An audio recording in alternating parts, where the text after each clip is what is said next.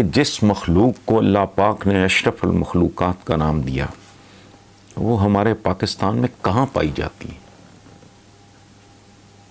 کیونکہ اقتدار کے ایوانوں سے لے کے مسجدوں تک، اسکولوں سے لے کے عوامی مقامات تک، تھانے کچہریوں اور عدالتوں سے لے کے سڑکوں تک، مجھے تو اشرف المخلوقات جیسی کوئی مخلوق دکھائی نہیں دیتی۔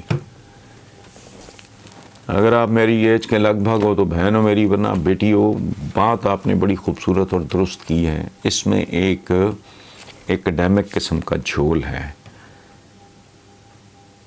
یہ ایک سپیشی ہے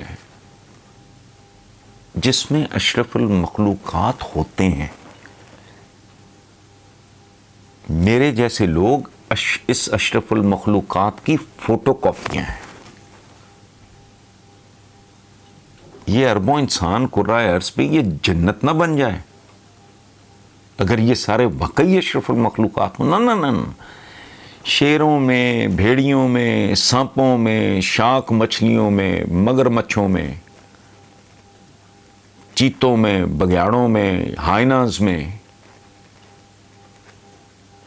بازوں میں، عقابوں میں، یہی کچھ ہی ہوتا ہے۔ ان میں کوئی اشرف نہیں ہوتا۔ ہم جو ہیں آدمی، ابن آدم، ان میں اشرف المخلوقات ہوتے ہیں۔ That is the only difference between a species, انسان اور جانور، صرف یہ فرق۔ شیر ہی رہے گا 1000 نسلوں کے بعد، 10,000 نسلوں کے بعد بھی۔ بھیڑیا ہی رہے گا، بھیڑ ہی رہے گی۔ انسانوں میں جو اپنا آپ قربان کر دیتے ہیں، بنی نوع انسان، ہمارے تو سائنٹسٹ ہی مان نہیں۔ میں پیغمبروں کی، اولیاء کی بات نہیں کر رہا، وہ تو کہانیاں اور ہے۔ عام لوگ دیکھ لیں، میری پچھلے دنوں آنکھ کی سرجری میں حیران رہ گیا۔ 45 منٹ کا تھا وہ سارا، جس میں ایکچوئل آپریشن مجھے ڈاکٹر صاحب نے بتایا کہ 1 منٹ 45 سیکنڈز، اور مجھے اتنی بھی تکلیف نہیں ہوئی جتنی ہلکی سی پن چبھنے سے ہوتی ہے۔ یہ جب بتیاں جلا کے بیٹھ جاتے ہیں، ایڈیسن اشرف المخلوقات میں سے تھا۔ یہ جس نے ہمیں بتایا کشش ثقل کیا ہے، گریویٹیشنل پل، وہ اشرف المخلوقات میں سے ہے۔ جنہوں نے یہ آلات ایجاد کیے، ابھی میں نے MRI کا اور ان چیزوں کو میں نے نام لیے، جنہوں نے ہمارے فاصلے کم کر دیے، سفر کی اذیتیں کم کر دیں، جہازوں کی شکل میں، ٹرینز کی شکل میں، دوائیں اتنے ایجاد کی ہیں، نئے جو جراحی کے آلات ایجاد کیے ہیں، جو ہمیں سمندروں کی خبر دے رہے ہیں، جو ہمیں خلاؤں کی خبر دے رہے ہیں، جو ہمیں چاند اور مریخ کی خبریں دے رہے ہیں، یہ اشرف المخلوقات۔ اور کیا ہوتا ہے؟ ٹھیک ہے، اور تاریخ میں لوگوں نے اپنی زندگیاں قربان کر دیں، انسانوں کی آزادی کے لیے، ان کی عزت کے لیے، ان کے احترام کے لیے اپنا آپ قربان کر دیا۔ یہ ہماری اپنی دنیا میں کون تھے عبدالستار تھی؟ کبھی ان کو حلیہ دیکھا تھا؟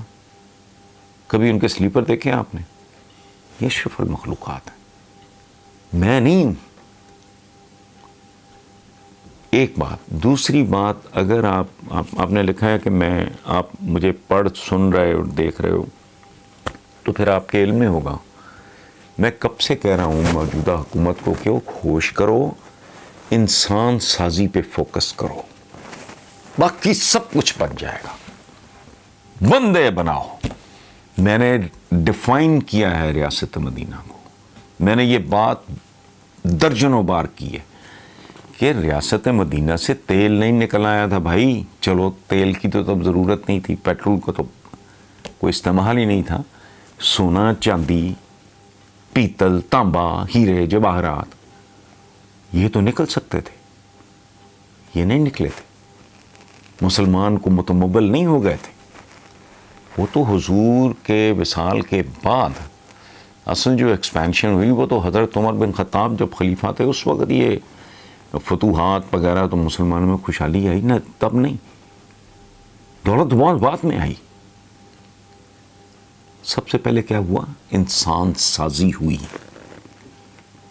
آدمیوں کو انسانوں میں تبدیل کیا گیا، ہیرے جواہرات انسانوں کی شکل میں پیدا کیے گئے، گنے نہیں جاتے ہیں۔ یہ دیکھیں میرے پاس ابھی بھی یہ نبی کا گھرانہ ہے، اہل بیت کے بارے میں یا ادھر ڈھیر پڑا کتابوں کا صحابہ کے بارے میں. وہ چند ہزار کی آبادی مکہ کی، چند ہزار کی آبادی مدینہ کی، کیسے کیسے ہیرے جواہرات پیدا کر دیے. یہ ہے ریاست مدینہ. تمول، پیسہ، یہ بات کی باتیں ہیں. انسان سازی کیا ہے وہ جو آپ نے کہا کہ واقعی ہم جیسی عام مخلوق کو اشرف المخلوقات میں تبدیل کرنا، آدمیوں کو انسانوں میں تبدیل کرنا. حکومتوں کا اور لیڈرشپ کا اصل ٹارگٹ یہ ہوتا ہے. ہم چونکہ بہت ہی بلو ایوریج قسم کے لوگ ہیں، ہمیں پتہ ہوتا کچھ نہیں، ہم کرنا شروع کر دیتے ہیں. لمبی لمبی باتیں ہیں کہ یہ ہو رہا ہے تو خسارہ کم ہو رہا ہے تو ایکسپورٹ بڑھ رہی ہے، تو یہ نہیں ہے. انسان سازی ہے. بات آپ نے بالکل ٹھیک کی ہے، 100% درست کی ہے. اور میں اس بات پہ زیادہ خوش ہوں کہ یہ سوال ہماری کسی بہن نے اور بیٹی نے اٹھایا ہے، جو اعلیٰ ترین شعور کے نتیجے میں پیدا ہونے والا سوال ہے. وہ جو عالمی ادارہ نے، لوئی انسٹیٹیوٹ نے جو رپورٹ ہے بھارت کے بارے میں، وہ اگر آپ کی نظر سے گزری ہو تو اس میں آپ کا تبصرہ، پہلی بات تو یہ ہے سریش صاحب کہ میں basically as a human being, میری تربیت اس طرح کی ہے یا مزاج اس طرح کا ہے، چونکہ یا تربیت ہوتی ہے یا طبیعت ہوتی ہے بندے کی کس طرح. میں ہر ایک کا ویل وشر ہوں، ٹھیک ہے. تو ہمارا ایک محاورہ بھی ہے، آپ نے سنا ہوگا، اول خیش بعد درویش. ظاہر ہے میرا ملک ہے، وہ میرا سب سے بڑا کنسرن ہے، اور اس میں بھی کیٹیگریز ہوتی ہیں. میں لاہور میں رہتا ہوں، لاہور سے میری محبت اور طرح کی ہے. پھر میں جس کالونی میں رہتا ہوں اس کی ویلفیئر، اس پہ یہاں ایک سوسائٹی ہے، اس کے معاملات میں میں اور طریقے سے دیکھتا ہوں. پھر لاہور ہے، پھر میرا صوبہ ہے، پھر میرا ملک ہے، پھر میری دنیا ہے، ٹھیک. پھر میرا اڑوس پڑوس ہے. تو میں ویل وشر ہوں. اور خاص طور پہ اس ایج میں آ کے آدمی مستقبل میں جنریشنز، تو میرا تو دنیا کے ہر بچے کے ساتھ یہی تعلق ہے کہ اللہ حفظ و امان میں رکھے اور اس کو ترسنا نہ پڑے زندگی میں. میں کئی بار یہ بات کر چکا ہوں کہ اس لمحے جب میں یہ بات کر رہا ہوں، اس وقت جو بچہ اسکینڈینیویا کے کسی ملک میں پیدا ہوا، دوسری طرف وہ ہندوستان میں یا پاکستان میں یا فار دیٹ میٹر افغانستان میں، اس لمحے جو بچہ وہ جو اسکینڈینیویا کے کسی ملک میں پیدا ہوا، وہ 99% زندگی کی بازی جیت چکا ہے. پاکستان میں، ہندوستان میں، افغانستان میں اور ایسے دوسرے. اسی لمحے پیدا ہونے والے 3 بچے 99% زندگی کی بازی ہار چکے ہیں. اس کی تفصیل پہ غور کریں، رونگٹے کھڑے ہو جائیں گے. ان کی ماں نے خوراک بھی خالص ان کو نصیب نہیں ہوئی ہوگی، ان کو خوراک بھی پوری نہیں ملی ہوگی. وہ ڈلیوری کے بعد جب پہلا سانس لیں گے، وہ پولیوشن میں، پولیوٹڈ ایٹماسفیئر میں، انہیں اسکول ملے گا نہیں ملے گا، کوئی علاج ڈھنگ کا ملے گا نہیں ملے گا، گلیاں سڑکیں صاف ملیں گی نہیں ملیں گی، انصاف ملے گا نہیں ملے گا، روزگار ملے گا نہیں ملے گا. بہت لمبی داستان ہے. میں جس رپورٹ کا آپ نے حوالہ دیا میں نے بھی پڑھی ہے. وہ پاور انڈیکس میں انہوں نے انکشاف کیا ہے، عالمی ادارہ جو ہے لوئی انسٹیٹیوٹ، کہ بدلتی ہوئی صورتحال میں بھارت کا چین کے آس پاس بھی پہنچنے کا امکان نہیں، اور بھارت کا یہ خواب کہ وہ ایشیائی سپر پاور بنے، وہ بہت بری طرح ٹوٹ پھوٹ چکا ہے. اور شاید کئی دہائیوں کے بعد، کئی ڈیکیڈز کے بعد بھی ایسا ہونا ممکن نہ ہو. دفاعی اور معاشی کمزوری، قسم پرسی ابتری نے بھارت کو طاقتور ممالک کی سب سے باہر کر دیا ہے۔ علاقائی اثر رسوخ میں بھی ان کے بہت زیادہ کمی آئی ہے، اور انہوں نے مثال بھی دی ہے کہ ماضی میں نیپال بھی بھارت کے زیر اثر تھا، اب وہاں چین کا اثر و رسوخ اتنا بڑھ گیا ہے کہ نیپال جیسا ملک بھی بھارت کو آنکھیں دکھا رہا ہے۔ یہ میں نہیں کہہ رہا، میں جس رپورٹ کی آپ حوالہ کروں میں اس کے اندر ہی جا کے بات کروں گا۔ اور 2020 کے پاور انڈیکس میں بھارت نے گزشتہ برس کے مقابلے میں 40 پوائنٹ کم حاصل کیے ہیں۔ اب وہ پوائنٹ کیسے دیتے ہیں، کوئی چیلنج کر سکتا ہے ان کو، نہیں کر سکتا، میں نہیں، آپ جس کا حوالہ دیے میں بات کر رہا ہوں کہ وہاں ترقی کی صلاحیت بہت بری طرح متاثر ہوئی ہے کہ عالمی ادارے کی اس عالمی ادارے کی رپورٹ کے مطابق آبادی کے اعتبار سے ایشیا کا دوسرا بڑا ملک درمیانے درجے کی طاقت پہ رہ گیا ہے۔ سپر پاور بننے کی خواہش تو اب بہت دور کی بات رہ گئی ہے۔ اس پہ تبصرہ اگر میں کو خوشی سے نہیں کر رہا، آپ نے کہا ہے تو ظاہر ہے اس پہ میں مزید نہیں، it is for the Indians, for our Indian friends to think کہ اس کی وجوہات کیا ہیں، لیڈرشپ کیسی ہونی چاہیے، ان کی پریورٹیز کیسی ہونی چاہیے، تو وہ سوچیں۔ مجھے کو خوشی نہیں ہوئی۔ جلسہ بازیوں نے بری طرح بیزار اور بور کر دیا ہے۔ بچپن سے ہی تماشے اور تماشبین دیکھ رہا ہوں، نہ کل سکون تھا، نہ آج، اور نہ آنے والے دنوں میں کوئی امکان دکھائی دیتا ہے، بلکہ بد سے بدتر ہو تو حیرت نہیں ہوگی۔ جو لوگ آج ادھم مچا رہے ہیں، ماضی میں یہی کار خیر ان کے بزرگ اور بڑے سر انجام دیا کرتے تھے۔ برسوں پہلے بچے تھے جب ایوب خان اور چینی مہنگی ہونے پر ہائے ہائے ہوتے دیکھی، وہ دن جائے آج کا آئے، وہی دال روٹی گھی چینی ٹماٹر ٹینڈے گھی کا ماتم جاری ہے۔ یوں محسوس ہوتا ہے کہ نسل در نسل پاکستانی پیدا ہی اس لیے ہوتے ہیں کہ روٹی کا طواف کرتے کرتے کرتے کرتے قبروں میں اتر جائیں۔ عشروں پہلے بھی آٹا اور شرم کا گھاٹا ساتھ ساتھ چلتا تھا۔ عوامی انقلابی شاعر حبیب جالب نے اس وقت لکھا جب میں اسکول گوئنگ بچہ تھا، 20 روپیے من آٹا، اس پر بھی ہے سناٹا، صدر ایوب زندہ باد۔ یہ ایک طنزیہ نظم تھی، لیکن آج آٹا کس پاؤ ہے؟ اب تو 20 روپے کلو بھی نہیں۔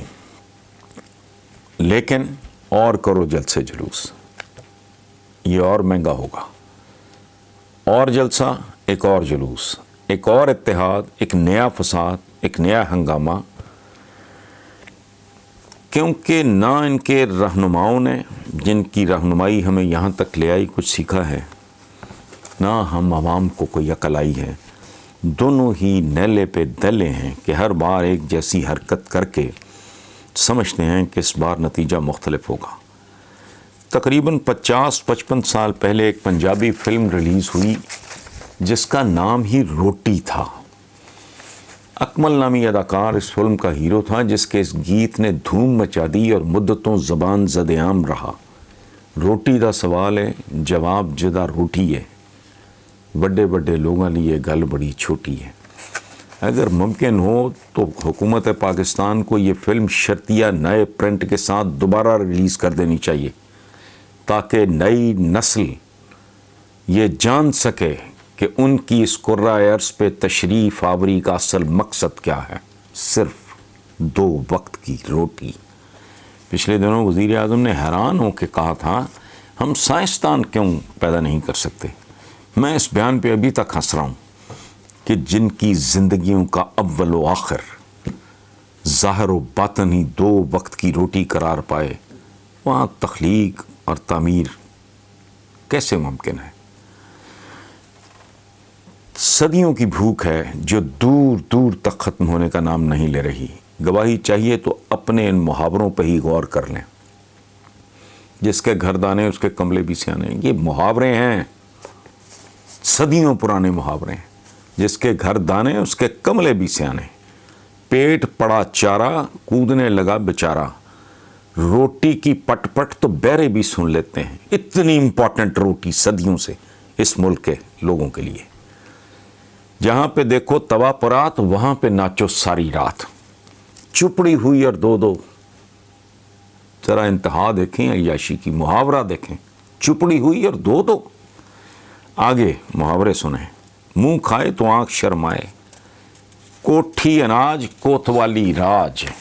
یعنی جیب میں پیسے ہوں تو آپ بدماشی کر سکتے ہیں. آگے چلیں. ان اور رن کا کیا نام رکھنا, اس محاورے پہ غور کریں. نیت کھوٹی رزق نہ روٹی, پہلے پیٹ پوجا پھر کام دوجا, سستا گیہوں گھر گھر پوجا.